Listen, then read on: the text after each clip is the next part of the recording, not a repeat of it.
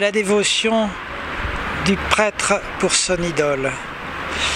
Le parfum et le désert embaument tes tresses dures.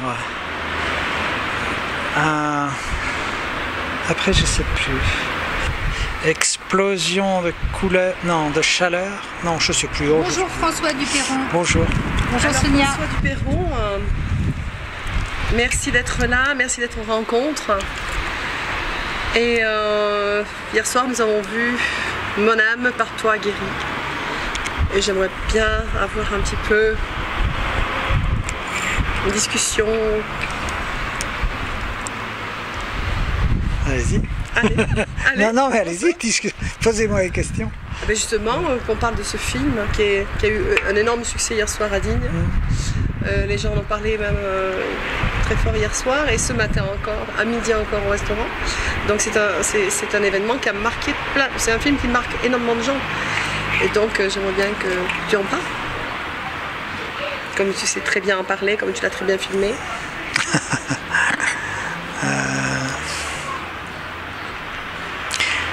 Qu'est-ce que je peux dire? C'est-à-dire que quand ce que j'ai remarqué, mais pour celui-là comme pour les autres films, il y a deux choses. Il y a des films qui sont quasi vitaux, il faut le faire. Et celui-là, j'en sais quelque chose puisque je n'arrivais pas à le faire. Et je vois la différence, effectivement. Avant de le faire, même si je l'avais appelé Mon âme par toi guérie, je pourrais dire ça du film. Je pourrais dire que le film me guérit de quelque chose. Et de quoi il me guérit, je ne sais pas.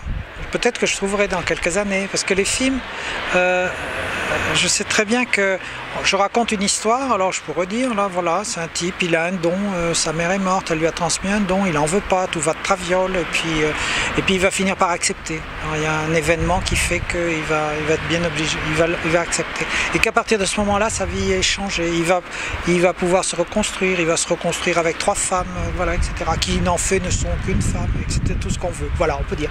Mais, donc quand je l'écris, je sais tout ça, ça vient progressivement en écrivant, je le sais. Mais je sais qu'il y a une autre histoire qui se raconte. Et c'est celle-là que j'ignore. Et quand je disais Mon âme par toi guérie, c'est celle-là qui guérit. C'est cette chose qui se dit à notre insu. On le sait et on ne le sait pas. On ne sait pas. Et il faut des années, souvent. Moi aujourd'hui je découvre ce que sont certains films que j'ai fait il y a 10 ans. Qui vivent à l'année dans un camping, qui ont... Je ne sais pas à quoi ça correspond chez moi, ça correspond à quelque chose. Je sais que dans un film j'avais fait des gens qui vivaient sur une péniche. C'est un peu, vous voyez, comme si la maison, le soie, tout ça, si c'était pas très solide, quoi, pas très machin. Et puis après, donc, il tombe amoureux, il va tomber amoureux d'une femme qui vit qui est veuve, et une jeune femme qui vivait avec un vieux monsieur, et qui vit dans une maison qui est tout à l'opposé. C'est une vieille maison de luxe, enfin, où il y a eu du luxe, qu'elle n'est plus trop, mais il y a eu ça. Pourquoi j'ai besoin... Alors bon, tout ça, bien sûr, il y a un contraste, tout ça. Pourquoi j'ai besoin de ça? C'est ça que je dis, je ne sais pas encore. J'ai pas encore trouvé exactement. Je pourrais vous parler je sais d'où c'est venu. Mais ce que ça dit exactement, je pense que ça dit autre chose que ce contraste-là. Ça dit, mais je ne sais pas exactement quoi. Mais ça, pour cette maison, je m'étais inspiré c'est l'idée qui me vient à l'esprit de Matisse. C'est une autre histoire, c'est pas la vie de Matisse, hein. Mais de Matisse, c'est une jeune femme qui avait été modèle pour lui, qui était très jeune alors que lui était vieux, et qui était très belle, qui s'appelait Delectorskaya, et il l'a peinte plusieurs fois, il a dessiné beaucoup, et voilà, je m'étais dit, tiens, ça pourrait être, lui il meurt, il lui a laissé la maison, alors chez Matisse c'était autre chose, je connais pas sa vie, mais je me suis inspiré de ça. Alors pourquoi c'est un peintre? Pourquoi c'est Matisse? Je sais pas. C'est vrai que je m'intéresse de plus en plus à la peinture, ou ce que disent les peintres. Je trouve que ce qu'ils ont, les écrits de Matisse par exemple, c'est extraordinaire. Surtout de cette période-là, ce qu'écrit Cézanne par exemple, enfin ce que dit Cézanne, c'est extraordinaire. Ce que dit, là j'en parlais hier, ce qu'écrit ou les interviews de Giacometti, c'est extraordinaire. Et c'est très ça me parle parce que moi je suis arrivé d'une autre façon, par exemple, j'en parlais un peu hier, mais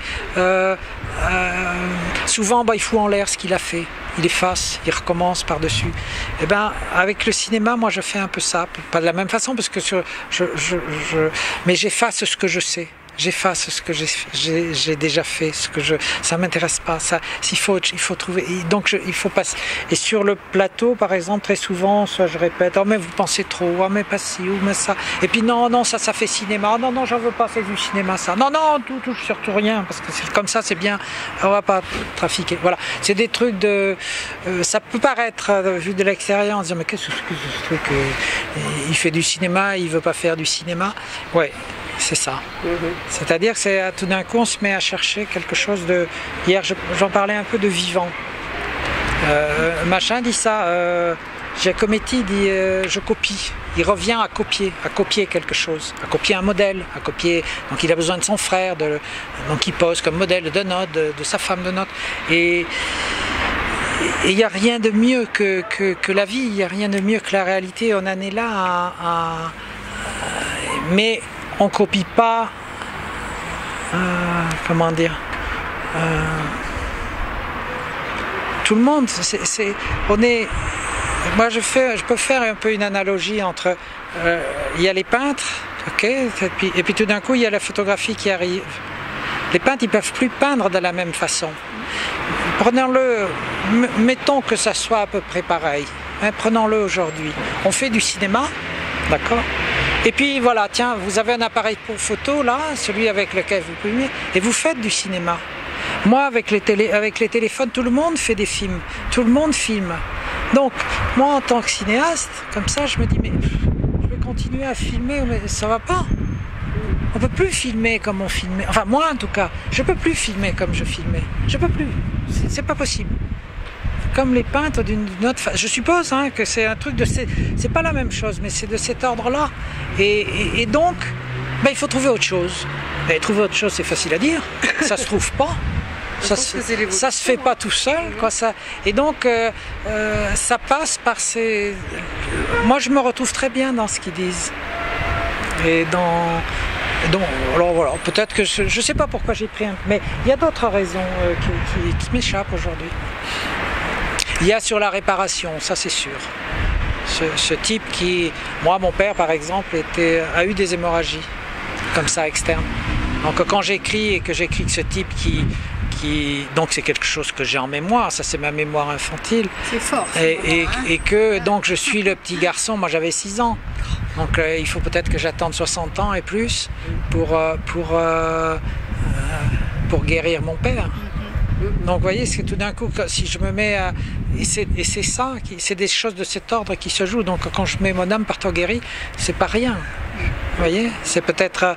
Et je porte la mémoire de mon père, que je ne connais pas, mais je suis fait de ces cellules qui ont la mémoire de son corps à lui, de ce qu'il a traversé. Je voulais rajouter ce film-là, donc il est sorti l'année dernière, à l'automne, et je l'ai accompagné beaucoup, comme ça j'ai fait beaucoup de villes, donc des débats, souvent, comme ça, et avec plaisir, je revois pas le film, mais par contre, et j'ai découvert cette chose, donc je suis amené à en parler, donc forcément, je ne me prends pas la tête pour y réfléchir, mais il y a des choses qui viennent comme ça, tout d'un coup, tiens, je me dis, ah bon, j'ai dit ça, oui, bon, et je me suis surpris à dire cette chose, et puis, je ne sais plus comment c'était venu, et ça me semble très vrai, c'est-à-dire qu'un film, c'est jamais fini, c'est fini pour moi, c'est-à-dire il y a un moment, je parlais des peintres tout à l'heure, j'arrête d'y retoucher, j'arrête, ok, c'est comme ça, voilà, c'est comme ça, mais le film, il n'est pas fini, et c'est les spectateurs qui le refont.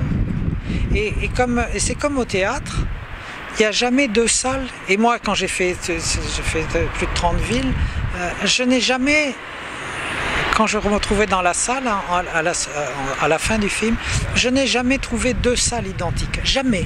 C'est toujours différent.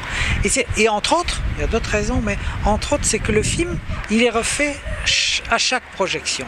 Et refait, et c'est au-delà de reçu, hein. C'est-à-dire que ça va vous parler ou pas vous parler. Et puis, le fait d'être ensemble, ça va vous parler différemment ou nous parler différemment. Et c'est comme s'il y avait... C'est Maupassant qui en parle très bien de ça, mais il dit pas tout à fait ce que je dis. Mais il dit que, hier je disais un peu, c'était comme s'il y avait un être, lui il dit ça, que c'est comme s'il y avait un être qui était créé. L'ensemble des gens mis ensemble dans une salle pour assister à une pièce ou un film. Enfin, lui disait une pièce. Donc c'est comme s'il y avait quelqu'un d'autre qui était créé. Eh ben, moi, si je veux, c'est juste, ok, ça on le sait, on l'expérimente chaque fois, c'est ce que je décris, mais je serais tenté d'aller un poil plus loin et de dire qu'il y a une création qui est faite de ça. C'est-à-dire que chacun le reçoit comme ça, mais aussi le film, il est, j'allais dire amélioré ou abîmé ou tout ça, mais il est recréé, ça va plus loin, quoi. Il y a une création. Et par exemple, ce que fait Jean-Pierre ici, quand il fait sa sélection, eh ben, il fait une création. C'est-à-dire le fait de mettre ces films ensemble va faire que, par exemple, hier soir, vous recevez mon film d'une certaine façon, que le film qu'on va voir cet après-midi sera reçu d'une autre façon. Et c'est lié à Jean-Pierre, à le fait qu'il les ait mis ensemble et à sa propre création à lui. Et pareil, sa création, ça qui est assez beau, elle n'est pas finie. C'est nous qui la poursuivons, qui la finissons, qui la prolongeons, etc. Et ça, je trouve ça super. Enfin, ça me plaît de voir les choses comme ça, pas arrêtées et pas séparées les unes des autres. On a tendance, et c'est vrai que dans le quotidien on est séparés, c'est-à-dire toi c'est toi, moi c'est moi, d'accord, ouais. Mais on est aussi reliés par tout un tas de choses, et ce qu'il y a maintenant, hier soir c'était pas comme ça, et demain ça sera pas comme ça. Voilà, stop. Génial. Merci Cécilia. Merci Brigitte. Très belle interview.